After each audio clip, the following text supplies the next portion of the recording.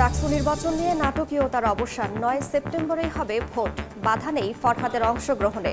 নির্বাচন বানচালেই করা হয়েছিল রিট, দাবি আইনজীবীর।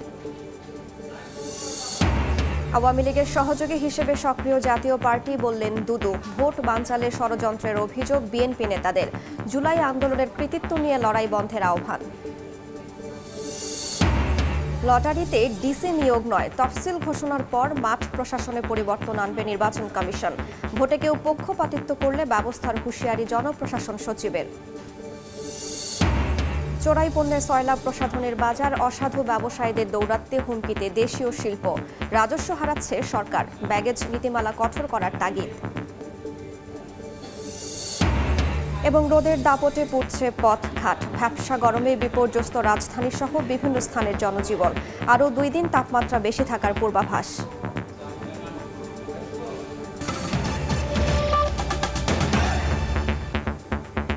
সময় সংবাদের সঙ্গে আছি আমি রাইসা জান্নাত। ডাকসু নির্বাচনের হাওয়ায় হঠাৎ ওঠা ঝড় থামালেন সর্বোচ্চ আদালত। ৯ সেপ্টেম্বর নির্বাচন হতে আর কোনো বাধা থাকল না। বুধবার হাইকোর্টের আদেশ স্থগিত করে চেম্বার আদালতে দেয়া আদেশ বহাল রাখেন আপিল বিভাগ। ঢাকা বিশ্ববিদ্যালয় ও এসএম ফরহাদের আইনজীবী বলছেন, নির্বাচন বানচাল করতেই এ রিট করা হয়েছিল। ডাকসু নির্বাচন নিয়ে 2 দিনের নাটকীয়তা শেষ হলো আপিল বিভাগে এসে। বুধবার জনাকীর্ণ আদালতে হয় শুনানি। এদিন রিটকারী আইনজীবী আদালতকে বলেন, তারা নির্বাচন নয়, জিএস প্রার্থী এসএম ফরহাদের নিষিদ্ধ ছাত্রলীগের সঙ্গে সংশ্লিষ্টতা আছে কিনা তার তদন্ত চান। ঢাকা বিশ্ববিদ্যালয় আইনজীবী আদালতে বলেন, নির্বাচন বানচাল করতেই রিটটি করা হয়েছে, কেননা রিট করার আইনি কোনো অধিকার নেই রিটকারীর। এসএম ফরহাদের আইনজীবীও রিট করার এখতিয়ার নিয়ে প্রশ্ন তোলেন। ডাকসু নির্বাচন অনুষ্ঠান প্রায় 1 ঘন্টা শুনানি শেষে হাইকোর্টের আদেশ স্থগিত করে চেম্বার আদালতে দেয়া আদেশ বহাল রাখেন আপিল বিভাগ। এর ফলে 9 সেপ্টেম্বর নির্বাচন হতে কোনো বাধা নেই। ডাকসু নির্বাচন অনুষ্ঠান হওয়ার ক্ষেত্রে আর কোনো আইনি বাধা থাকলো না। ডাকসু নির্বাচন অনুষ্ঠান করার ক্ষেত্রে সুপ্রিম কোর্টের আদেশ অনুযায়ী আর কোনো আইনি বাধা আমাদের সামনে নাই। আগামী 9 সেপ্টেম্বর ডাকসু নির্বাচন ফ্রি, ফেয়ার এবং ইম্পার্শিয়াল ওয়েতে ঢাকা বিশ্ববিদ্যালয় কর্তৃপক্ষ ডাকসু নির্বাচন অনুষ্ঠিত করবে ইনশাআল্লাহ। ঢাকা বিশ্ববিদ্যালয়ের আইনজীবী জানান, শুধু ছাত্রলীগ করার কারণে কারো প্রার্থিতা বাতিল করা হয়নি। আমরা দেখিয়েছি বিভিন্ন ডকুমেন্ট কোর্টের কাছে কোর্টের নজরে এনেছি এবং আমরা বলেছি যে আসলে কখনোই উনি কোনোদিন ওই নিষিদ্ধ সংগঠনের সাথে জড়িত ছিলেন না। সোশ্যাল মিডিয়ার কিছু স্পিরিয়াস ডকুমেন্টসের উপর ভিত্তি করে এই আবেদন করার কোনো সুযোগ নাই এবং এখানে মডিফিকেশন চাওয়ার কোনো সুযোগ নেই। যেখানে মামলায় রুলই চলে না, সেখানে কিভাবে মডিফিকেশন হবে? নিষিদ্ধ ছাত্রলীগের সঙ্গে জড়িত থাকার অভিযোগ তুলে 28 আগস্ট জিএস প্রার্থী এসএম ফরহাদের প্রার্থিতা চ্যালেঞ্জ করে হাইকোর্টে রিট করেন মুক্তিযুদ্ধ ও গণতান্ত্রিক আন্দোলন বিষয়ক সম্পাদক প্রার্থী বিএম ফাহমিদা আলম। রিটের কারণে তাকে গণধর্ষণের হুমকির বিষয়টিও তুলে ধরা হয় সর্বোচ্চ আদালতে। উম্মে হানি, সময় সংবাদ, ঢাকা। ডাকসু নির্বাচনে 9ম দিনের প্রচারণায় সবার নজর ছিল ডাকসু নিয়ে করা রিটের দিকে। আপিল বিভাগের রায়কে স্বাগত জানিয়েছেন ডাকসু নির্বাচনের প্রার্থী ও শিক্ষার্থীরা। এদিকে নারী শিক্ষার্থীর প্রতি কুরুচিপূর্ণ মন্তব্যের দায়ে অভিযুক্ত শিক্ষার্থীকে 6 মাসের জন্য বহিষ্কার করেছে প্রশাসন। ঢাকা বিশ্ববিদ্যালয় কেন্দ্রীয় ছাত্র সংসদ ডাকসু ও হল সংসদ নির্বাচনের প্রচারণার 9ম দিনে ভোটারদের দাঁড়ে দাঁড়ে প্রার্থীরা।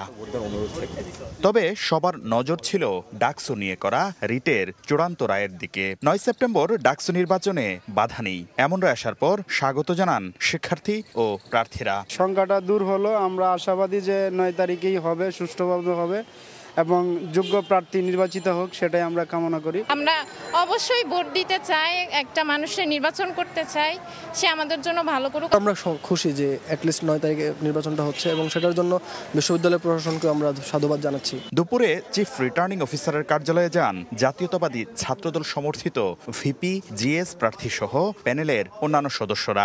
সুষ্ঠুভাবে নির্বাচন আয়োজনে নানা বিষয়ে আলোচনা করেন তারা। ডাকসু নির্বাচন 2025 সেটাকে সুন্দর, সুষ্ঠু, নিরপেক্ষভাবে অনুষ্ঠিত করার জন্য আমরা নির্বাচন কমিশনের সাথে আমাদের যে আলোচনা সেটা আমরা তুলে ধরেছিলাম। 9 তারিখে যে নির্বাচনটা হবে সেটি যেন অবশ্যই ঢাকা বিশ্ববিদ্যালয়ের সকল শিক্ষার্থীবৃন্দ এই নির্বাচনে অত্যন্ত আনন্দের সাথে যে দীর্ঘ বহুল প্রতীক্ষিত আমাদের ডাকসু নির্বাচন, সেই নির্বাচনে ভোট দিতে আসে। এদিকে সামাজিক যোগাযোগ মাধ্যমে ডাকসু নির্বাচন নিয়ে রিটকারীকে কুরুচিপূর্ণ ভাষায় হুমকি দেওয়ার ঘটনায় ঢাকা বিশ্ববিদ্যালয়ের সমাজবিজ্ঞান বিভাগের শিক্ষার্থী আলী হোসেনকে বিশ্ববিদ্যালয় থেকে 6 মাসের জন্য বহিষ্কার করা হয়েছে।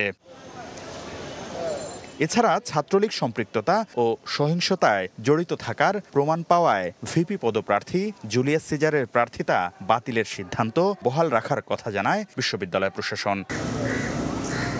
শাকির আহমেদ, সময় সংবাদ, ঢাকা।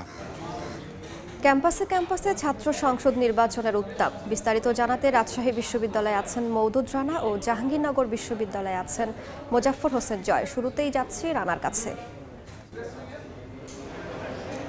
আর মাত্র 2 ঘন্টা পরে রাজশাহী বিশ্ববিদ্যালয়ের কেন্দ্রীয় ছাত্র সংসদ, সিনেট ছাত্র প্রতিনিধি এবং হল সংসদ নির্বাচনের মনোনয়নপত্র উত্তোলনের সময় শেষ হচ্ছে এবং এর আগে 3 দফায় এই মনোনয়নপত্র উত্তোলনের সময়সীমা শেষ নির্ধারণ করা হয়েছিল, কিন্তু তফসিল 6 বার পুনর্বিন্যাস করার কারণে সেই মনোনয়নপত্র উত্তোলনের যে শেষ সময়সীমা সেটি আজকে নির্ধারিত হয়েছে এবং রাষ্ট্র নির্বাচন কমিশন বলছে এর পরে এই মনোনয়নপত্র উত্তোলনের সময়সীমা আর বাড়বে না, অর্থাৎ আর 2 ঘন্টা পরেই মনোনয়নপত্র উত্তোলনের যে কার্যক্রম সেটি শেষ হচ্ছে। আমরা সকাল থেকে যেটি দেখেছি, যারা নবীন শিক্ষার্থীরা রয়েছেন তারা উৎসবমুখর পরিবেশে এখানে মনোনয়নপত্র নিতে এসেছেন, তারা তাদের সমর্থকদের সাথে করে নিয়ে এসেছেন এবং একটি আনন্দদায়ক পরিবেশ সৃষ্টি করে তারা এখান থেকে তার সমর্থকদের সাথে করে মনোনয়নপত্র নিয়ে গেছেন। এখন পর্যন্ত সকাল থেকে 20 জন মনোনয়নপত্র নিয়েছেন এবং সব মিলিয়ে রাজশাহী বিশ্ববিদ্যালয়ের কেন্দ্রীয় ছাত্র সংসদ রাকসু এবং সিনেট ছাত্র প্রতিনিধি যে নির্বাচন, সেই নির্বাচনে 440 জন মনোনয়নপত্র নিয়েছেন। অন্যদিকে অন্তত 600 জন হল সংসদে মনোনয়ন নিয়েছেন এবং আপনাকে জানিয়ে রাখি যে শিক্ষার্থী যারা নবীন শিক্ষার্থীরা রয়েছেন তারা উচ্ছ্বসিত, উদ্বেলিত, কারণ তারা এবার ভোটাধিকার পাচ্ছেন এবং তারা প্রার্থী হতে পাচ্ছেন এবং সেই আনন্দে এখানকার যে নবীন শিক্ষার্থীরা রয়েছেন তারা বলছেন তাদের যে নেতৃত্ব গুণ সেটি এই রাকসু নির্বাচনের মধ্য দিয়ে বিকশিত হবে এবং সব মিলিয়ে রাকসু নির্বাচন কমিশন আমাদেরকে বলছে যে আগের যে 25,000 ভোটার এবং এই নতুন 4,000 ভোটার সব মিলিয়ে 29,000 ভোটার এবার রাকসু নির্বাচনে ভোট দিবেন।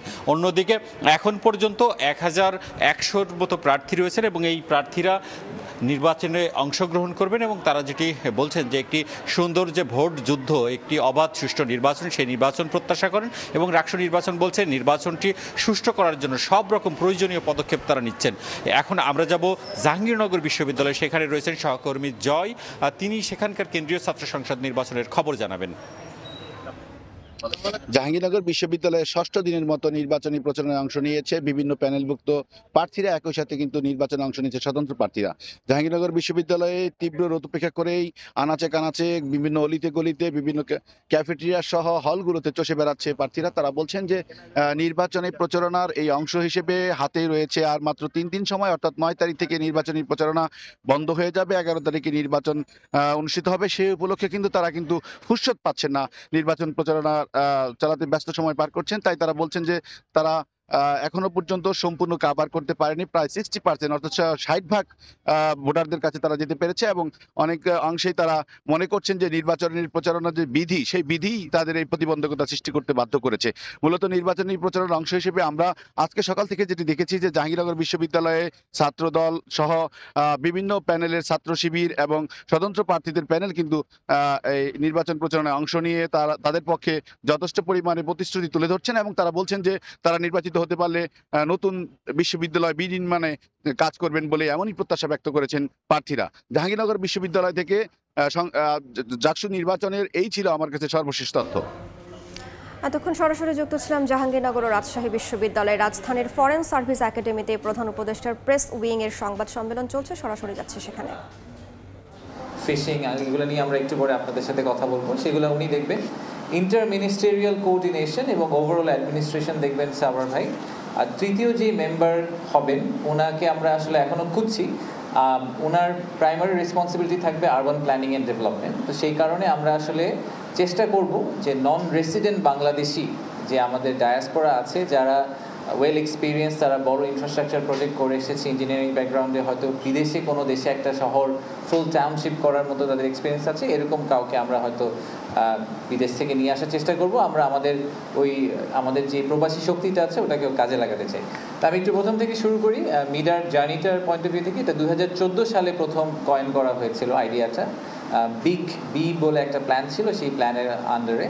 তো সেইটার উপর বেস করে প্রথম 2018 সালে জাইকা, জাপানিজ আমাদের পার্টনার, ওনারা একটা ইনিশিয়াল আইডিয়া ড্রাফট করেছিলেন। তো সেটার উপর বেস করে সময়ের সাথে এটাকে এগিয়ে একসময় একটা ল্যান্ড অ্যালোকেশন প্ল্যান হয়েছে। বাট একটা সমস্যার মধ্যে আমরা সবসময় পড়ে গেছি, সেটা হচ্ছে যে এটাতে এত বড় একটা প্রজেক্ট, প্রায় 33,000 একর নিয়ে একটা প্রজেক্ট, সেই প্রজেক্টে অনেকগুলো মন্ত্রণালয় একসাথে কাজ করার কথা এবং অনেকগুলো ডিফারেন্ট ইন্ডাস্ট্রি এবং ডিফারেন্ট সেট আপকে নিয়ে কথা বলা হচ্ছে। তো এই ইন্টার মিনিস্ট্রিয়াল কোঅর্ডিনেশনের জায়গাটাতে একটা বড় ল্যাপস দেখা যাচ্ছিল। তো সেই ল্যাপসটা প্রধান উপদেষ্টার প্রেস উইংয়ের সংবাদ সম্মেলন চলছে, আমরা সরাসরি যুক্ত ছিলাম সেখানে। নির্বাচন বানচালে দেশি বিদেশি ষড়যন্ত্রের অভিযোগ তুলে সবাইকে সজাগ থেকে চক্রান্তকারীদের দাঁত ভাঙা জবাব দেওয়ার আহ্বান জানিয়েছেন বিএনপির স্থায়ী কমিটির সদস্য ডাক্তার AZM জাহিদ হোসেন। স্থায়ী কমিটির আরেক সদস্য আমির খসরু মাহমুদ চৌধুরী বলেন, জুলাই আন্দোলনের কৃতিত্ব নিয়ে লড়াই চলতে থাকলে উন্নয়ন হবে না দেশের। আর বিএনপির ভাইস চেয়ারম্যান শামসুজ্জামান দুদু বলেছেন, জাতীয় পার্টি দৃশ্যপট থেকে সরে গেলেও শেখ হাসিনার ঘনিষ্ঠ সহযোগী হিসেবে এখনও সক্রিয় আছে। আগামী জাতীয় সংসদ নির্বাচন নিয়ে সংশয় সংকটে রাজনৈতিক অঙ্গনে চলছে পাল্টাপাল্টি বক্তব্য। নানা শর্ত জুড়ে নির্বাচন পেছানোর পায়তারা থাকলেও ফেব্রুয়ারিতে ভোট আয়োজনে নিজেদের প্রতিশ্রুতি পুনর্ব্যক্ত করে আসছে অন্তর্বর্তী সরকার। ত্রয়োদশ জাতীয় সংসদ নির্বাচন নিয়ে ষড়যন্ত্র থেমে নেই। জাতীয় পার্টি এখনও আওয়ামী লীগের সহযোগী হিসেবে সক্রিয় বলে অভিযোগ করেছেন বিএনপির ভাইস চেয়ারম্যান শামসুজ্জামান দুদু। জাতীয় প্রেস ক্লাবের সামনে এক প্রতিবাদ সভায় এই কথা বলেন তিনি। আওয়ামী লীগের সহযোগী জাতীয় পার্টি সেই জুলুমকে সমর্থন জানিয়েছে, তাদের সহযোগী ভূমিকা পালন করেছে। 14 দল এখন পর্দার অন্তরালে চলে গেছে, তাদের চেহারাও দেখা যাচ্ছে না, তাদের সংগঠনের কথা শোনা যাচ্ছে। ষড়যন্ত্র চলছে, বাংলাদেশকে গণতন্ত্রের বাইরে রাখার ষড়যন্ত্র, বাংলাদেশকে লুণ্ঠনের বাজারে রূপান্তরিত করার ষড়যন্ত্র, বাংলাদেশে যাতে ভালো নির্বাচন না হতে পারে সেই ষড়যন্ত্র। রাজধানীর বনানীতে একটি হোটেলে এক সেমিনারে বিএনপির স্থায়ী কমিটির সদস্য আমির খসরু মাহমুদ চৌধুরী বলেন, অর্থনৈতিক ও সামাজিক উন্নয়নের জন্য নির্বাচনের মাধ্যমে গণতান্ত্রিক সরকার প্রতিষ্ঠায় অন্তর্বর্তী সরকারের কাজ করা উচিত। 1 বছর অ্যাকচুয়ালি বেশি সময় হয়ে গেল। আমাদের অনেক আগে নির্বাচন প্রক্রিয়ার মাধ্যমে দেশটাকে একটা ডেমোক্রেটিক অর্ডারে চলে যাওয়ার কথা ছিল। আবার এখন শুরু হয়েছে আরেক বিক্রি শুরু। এটা আরেকটি এটার কৃতিত্ব কে নেবে? তো বিএনপিটা আমরা তো বলছি আমরা কোনো কৃতিত্ব নিচ্ছি, এটা বাংলাদেশের মানুষের কৃতিত্ব, আমাদের কোনো কৃতিত্ব না। আমি আমার দায়িত্ব পালন করেছি নাগরিক হিসেবে। আমরা এখন সামনের দিকে যাই, এটা বেচা বিক্রির তো দরকার নেই। আমি কি করেছি না করেছি প্রত্যেকদিন বলতে থাকবো। আমরা ঐক্যবদ্ধভাবে জাতি হিসেবে একসাথে এগিয়ে যাই। বিএনপির 47তম প্রতিষ্ঠাবার্ষিকী উপলক্ষে দিনাজপুরের হিলিতে স্থানীয় বিএনপি আয়োজিত অনুষ্ঠানে দলটির স্থায়ী কমিটির আরেক সদস্য ডাক্তার AZM জাহিদ হোসেন বলেন, নির্বাচন নিয়ে যারা ষড়যন্ত্র করছে তাদের কঠিন জবাব দেবে জনগণ। নির্বাচন বানচাল করার দেশীয় বা পার্শ্ববর্তী দেশ থেকে উস্কানি দিতে না পারে সেজন্য আপনারা যেমন সবাই সজাগ থাকবেন, আমরাও সবাই সচেষ্ট থাকব। কোন ষড়যন্ত্র হলে সেই ষড়যন্ত্রকে দাঁত ভাঙা জবাব দিতে হবে। পরে শহরের বিভিন্ন স্থানে প্রতিষ্ঠাবার্ষিকীর বর্ণাঢ্য র্যালি বের করে দিনাজপুর জেলা বিএনপি ও এর অঙ্গ সহযোগী সংগঠনের নেতাকর্মীরা। আহমেদ সালেহিন, সময় সংবাদ, ঢাকা। লটারিতে ডিসি নিয়োগ নয়, জাতীয় নির্বাচনের তফসিল ঘোষণার পর মাঠ প্রশাসনে পরিবর্তন আনবে নির্বাচন কমিশন। সচিবালয়ে সাংবাদিকদের কথা বলেন জনপ্রশাসন মন্ত্রণালয়ের সিনিয়র সচিব মোখলেসুর রহমান। কোনো কর্মকর্তা নির্বাচনে পক্ষপাতিত্ব করলে কঠোর ব্যবস্থার হুঁশিয়ারি দেন তিনি। কখনো কোনোদিন লটারির মধ্যে সিভিল সার্ভিসের পোস্টিং হয়নি, এখনো হচ্ছে না, হবে না। এখন হলো কমপ্লেনের এগেনস্টে আমাদের ফিট লিস্ট আছে, সেখান থেকে তাকে উইথড্র করা হচ্ছে। মাঝে দেখছেন কিছু হয়েছে, আরও সামনে হবে। আর যেখানে স্টেবল আছে, যেমন জয়েন্ট সেক্রেটারি অনেক হয়েছে, আমরা ইলেকশন আগে এই জয়েন্ট সেক্রেটারিদের তুলে আনবো, সেই জায়গাতে ডিসি রিপ্লেস করতে হবে। মাঠ প্রশাসন বলতে সিভিল এবং পুলিশ এই দুটাই বোঝায়। এবং এখন একটা অ্যাবনর্মাল সিচুয়েশন, ইন্টারিম গভর্নমেন্ট এই সময় অন্যান্য অনেক বাহিনীকে সম্পৃক্ত করা হয়েছে to maintain the law and order. অসাধু ব্যবসায়ীদের দৌরাত্ম্যে হুমকির মুখে দেশের প্রসাধনী ও স্কিন কেয়ার খাত। দ্রুত বাড়তে থাকা এই শিল্পে দেশীয় প্রতিষ্ঠান মাথা তুলে দাঁড়ানোর আগেই বিদেশ থেকে অবৈধ পথে আসা পণ্যের সয়লাব বাজার। এতে কোটি কোটি টাকার রাজস্ব হারাচ্ছে সরকার, এমনটাই দাবি সংশ্লিষ্টদের। দেশের এই শিল্পকে চাঙ্গা করতে আর চোরা কারবারি ঠেকাতে ব্যাগেজ নীতিমালা কঠোর করা সহ যথোপযুক্ত আইনি ব্যবস্থা নেওয়ার পরামর্শ বিশেষজ্ঞদের। প্রসাধনী জনসংখ্যা বৃদ্ধির সঙ্গে তাল মিলিয়ে সৌন্দর্য চর্চায় দিন দিন বাড়ছে এসব পণ্যের চাহিদা। বাংলাদেশ ট্রেড অ্যান্ড ট্যারিফ কমিশনের প্রতিবেদন, দেশে বর্তমানে আমদানি নির্ভর কালার কসমেটিক্স ও স্কিন কেয়ার পণ্যের চাহিদা রয়েছে প্রায় 34,000 কোটি টাকার। এর মধ্যে চোরা পথে আসে প্রায় 24,000 কোটি টাকার প্রসাধনী পণ্য। দেশে বছর বছর প্রসাধনী ও স্কিন কেয়ার পণ্যের চাহিদা বাড়তে থাকলেও কমছে বৈধ পথে আমদানি। এনবিআর এর তথ্য, 2021-22 অর্থ বছরে 627 কোটি টাকার কালার কসমেটিক্স ও স্কিন কেয়ার পণ্যের আমদানির বিপরীতে রাজস্ব আদায় হয়েছে 288 কোটি টাকা, যেখানে গেল বছর 100 কোটি টাকার পণ্যের আমদানির বিপরীতে রাজস্ব আদায় হয়েছে 32 কোটি টাকার কাছাকাছি। রাজধানীর বিভিন্ন বাজারের বিক্রেতাও জানালেন, তাদের কাছে থাকা বিদেশি ব্র্যান্ডের বেশিরভাগ প্রসাধনী এসেছে অবৈধ পথে। মালগুলো আসে হচ্ছে ইন্ডিয়ান বর্ডার, আপনি বেনাপোল আছে, সিলেট আছে, বাবুবাজার আছে, নরসিংদী, ওই জায়গায় দেখা গেছে লোক আছে, ওরা কুরিয়ারের মাধ্যমে আমাদের কাছে পাঠায়। বেশিরভাগই আমাদের লাগেজ পার্টি আছে নিজস্ব।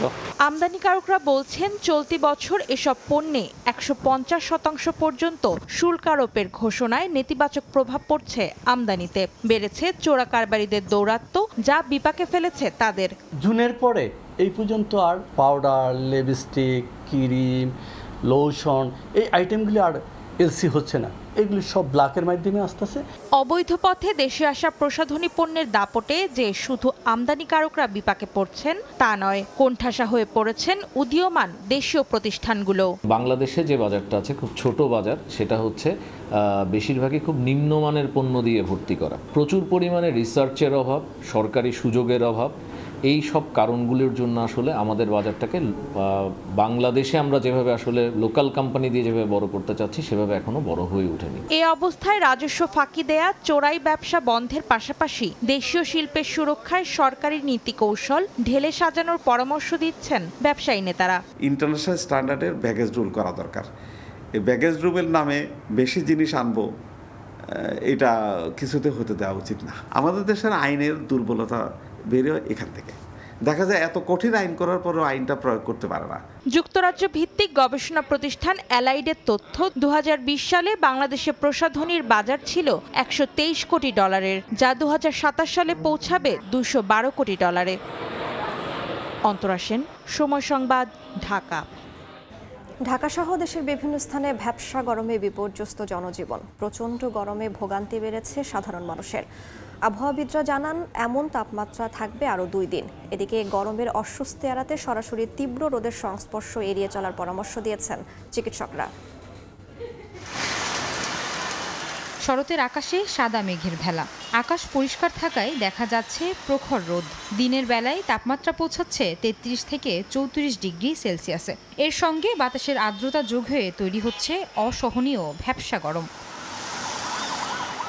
ঢাকার রাস্তায় হাঁটলেই শরীর ভিজে যাচ্ছে ঘামে। ভ্যাপসা গরমে জনজীবন কিছুটা স্থবির হয়ে পড়েছে, তবুও মেহনতি মানুষের একটু জিরানোর ফুরসত নেই। 4-5 দিন ধরে গরম অনেক পড়ছে। গরম, খুব গরম, প্রচুর গরম, এই গাটা পুড়ে যাচ্ছে, এত পরিমাণ গরম। গরমে নাকি থাও নি দাদা, দাদা বাতাস কিছুই নাই, ফ্যান চালাই তাও গরম। প্রচন্ড গরম, পানি শূন্যতার কারণে অনেক মানুষ অনেক রোগে আক্রান্ত হচ্ছে। গরমে স্বস্তি খুঁজতে দেখা যাচ্ছে ঠান্ডা পানীয়, শরবত কিংবা ডাবের পানি খাওয়ার প্রবণতা। চিকিৎসকরা বলছেন, এ সময় বারবার পানি খেতে হবে এবং বাইরে বের হলে টুপি ও ছাতা ব্যবহার করতে হবে। প্রচন্ড গরমের ভিতরে আমাদের কতগুলো সতর্কতামূলক ব্যবস্থা গ্রহণ করতে হবে। যেমন 1 নম্বর হচ্ছে ভালো মানের একটা আমরা সানস্ক্রিন ব্যবহার করব। প্রচুর পরিমাণে পানি খাবো এবং ক্যাপ ব্যবহার করব অথবা আমরা ছাতা ব্যবহার করব। আবহাওয়া অফিস জানাচ্ছে উত্তর পশ্চিম বঙ্গোপসাগরে সুস্পষ্ট লঘুচাপের প্রভাবে কয়েকদিন ধরে দেশের বিভিন্ন স্থানে বৃষ্টি হলেও কমছে না গরম। বাতাসে জলীয় বাষ্পের পরিমাণ বেশি থাকায় শরীরে ঘাম বেশি হচ্ছে বলে জানিয়েছেন আবহাওয়াবিদেরা। লঘুচাপের প্রভাবই আছে, আর এই লঘুচাপটা যেহেতু বাংলাদেশের উপর দিয়ে অতিক্রম করছে না, যার কারণে এই যে ব্যবসা গরমটা কেটে যাচ্ছে না। বৃষ্টি হলো দেশের দক্ষিণ অঞ্চলে এবং রংপুর বিভাগে অনেক জায়গায়, আর অন্যান্য বিভাগ সমূহে কিছু কিছু জায়গায় হালকা থেকে মাঝারি ধরনের বৃষ্টি এবং কোথাও কোথাও মাঝারি ধরনের ভারী থেকে ভারী বর্ষণের সম্ভাবনা রয়েছে। আগামী 2 দিনও এমন আবহাওয়া থাকবে বলে জানিয়েছে আবহাওয়া অফিস। আয়েশা সিদ্দিক, সামিয়া, সময় সংবাদ, ঢাকা। প্রশ্নপত্র দেওয়ার প্রলোভন দেখিয়ে প্রাথমিক শিক্ষক নিয়োগে চাকরি প্রত্যাশীদের কাছ থেকে টাকা হাতিয়ে নিচ্ছে প্রতারক চক্র। বিকাশ বা নগদে টাকা দেওয়ার সঙ্গে সঙ্গে হোয়াটসঅ্যাপ বা মেসেঞ্জারে পাওয়া যাবে প্রশ্নপত্র, এমন প্রলোভনে প্রতারণার শিকার হচ্ছেন অনেক চাকরি প্রত্যাশী। এমনই এক প্রতারক চক্রের মূল হোতাকে আটক করেছে সিআইডি। শুরু করব আমাদের সাথে। প্রাথমিকে সহকারী শিক্ষক নিয়োগ পরীক্ষায় প্রশ্নের 90% সাজেশন পাওয়া যাচ্ছে। সামাজিক যোগাযোগ মাধ্যমে এমন চটকদার বিজ্ঞাপন থেকে সতর্ক হয় পিএসসি। বিষয়টি তদন্ত করতে তাৎক্ষণিক সিআইডিকে জানায় সংস্থাটি। এবং এই ল্যাপটপ, মোবাইল ফোন পরে অভিযোগের তদন্তে নামে সিআইডি। বুধবার সংবাদ সম্মেলনে সংস্থাটি জানায়, মোবাইল ব্যাংকিং এর মাধ্যমে মাত্র 200 টাকা থেকে 1600 টাকায় সাজেশনের আড়ালে প্রশ্ন দেওয়ার প্রলোভনে অসংখ্য চাকরি প্রত্যাশীর কাছ থেকে টাকা হাতিয়ে নেয় প্রতারক চক্র। এতে জড়িত থাকার অভিযোগে গ্রেপ্তার করা হয় আতাউর রহমান নামে এক ব্যক্তিকে।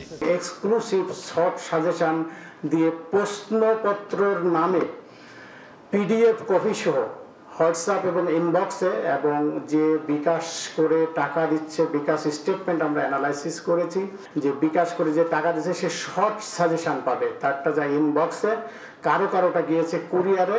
আমরা সকল তথ্যপাত্র তদন্তের নিরিখে বিশ্লেষণ করে স্যাঙ্গুইন সুনিশ্চিত হয়েছি যে এই আসামি জড়িত। সংবাদ সম্মেলনে চাকরি প্রত্যাশীদের প্রতারক চক্রের এমন ফাঁদে পা না দেওয়ার অনুরোধ জানান পিএসসির পরীক্ষা নিয়ন্ত্রক। চাকরি প্রার্থীদের প্রতি একটা অনুরোধ, আপনারা দয়া করে এই জাতীয় কোনো চক্রের দ্বারা বিভ্রান্ত হবেন না। কোনো সাজেশন, কোনো প্রশ্নর কপি এটা কারো কাছে কোনো রকমই ভাবে যেতে পারে না। চক্রের সঙ্গে আরও কারা জড়িত তাদের বিষয়ে অনুসন্ধান করছে সিআইডি। স্বপন আহমেদ, সময় সংবাদ, ঢাকা। এবং ড্রাই ডক দায়িত্ব নেওয়ার মাত্র 2 মাসের মাথায় আগস্টে চট্টগ্রাম বন্দরের new mooring container terminal 1,22,500 container handling হয়েছে। মাসভিত্তিক কন্টেইনার হ্যান্ডলিংয়ে এটি চট্টগ্রাম বন্দরের ইতিহাসে সর্বোচ্চ রেকর্ড। এতে কন্টেইনার পরিবহন যেমন বেড়েছে, সেই সঙ্গে কমেছে বহির্নোঙরে জাহাজের অপেক্ষমান সময়ও, যা সামগ্রিকভাবে দেশের আমদানি রপ্তানি বাণিজ্যের সক্ষমতা বাড়াবে। বিস্তারিত ফেরদৌস লিপির রিপোর্টে।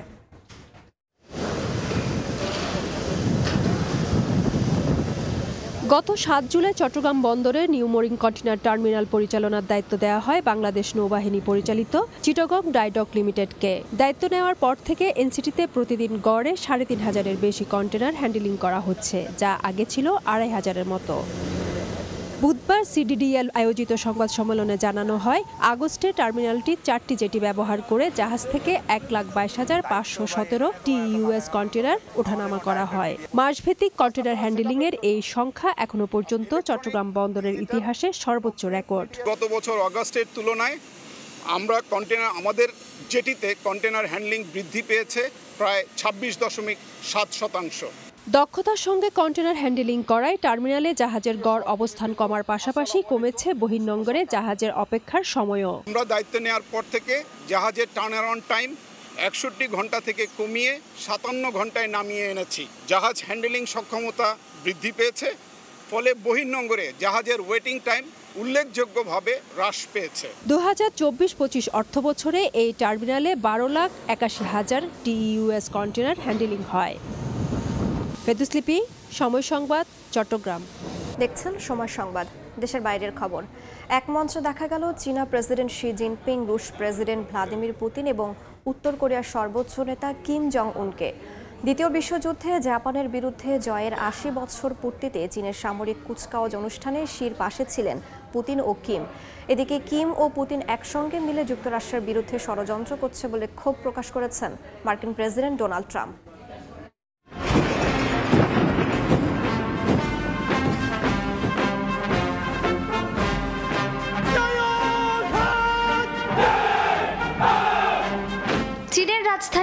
চিটাগংয়ের তিয়ানআনমেন স্কয়ার।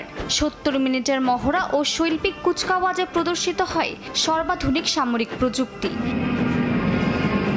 আকাশে ড্রোন, হাইপারসোনিক মিসাইল আর সড়কে ভারী ট্যাঙ্কের সমারোহে শি জিনপিং তুলে ধরেন বেইজিংয়ের ক্রমবর্ধমান সামরিক শক্তি।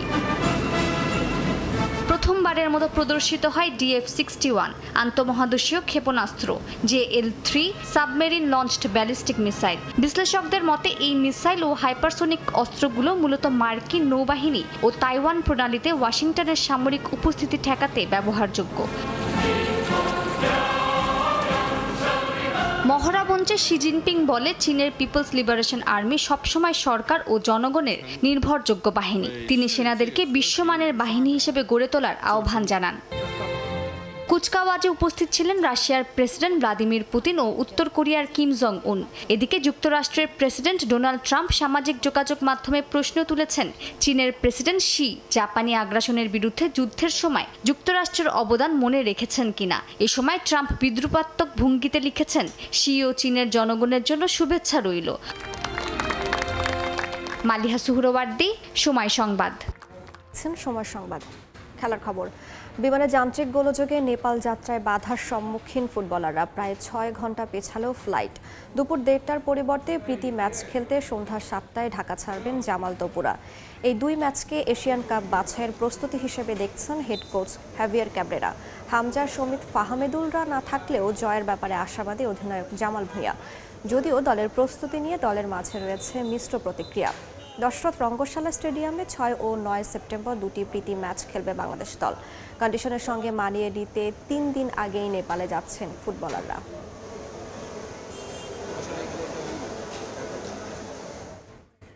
এ পর্যায়ে শীর্ষ সংবাদগুলো জানিয়ে দিচ্ছি আরও একবার। ডাকসু নির্বাচন নিয়ে নাটকীয়তার অবসান। 9 সেপ্টেম্বরেই হবে ভোট। বাধা নেই ফরহাদের অংশগ্রহণে। নির্বাচন বানচালেই করা হয়েছিল রিট, দাবি আইনজীবীর। আওয়ামী লীগের সহযোগী হিসেবে সক্রিয় জাতীয় পার্টি, বললেন দুদু। ভোট বানচালে ষড়যন্ত্রের অভিযোগ বিএনপি নেতাদের। জুলাই আন্দোলনের কৃতিত্ব নিয়ে লড়াই বন্ধের আহ্বান। এবং লটারিতে ডিসি নিয়োগ নয়, তফসিল ঘোষণার পর মাঠ প্রশাসনে পরিবর্তন আনবে নির্বাচন কমিশন। ভোটে কেউ পক্ষপাতিত্ব করলে ব্যবস্থার হুঁশিয়ারি জনপ্রশাসন সচিবের।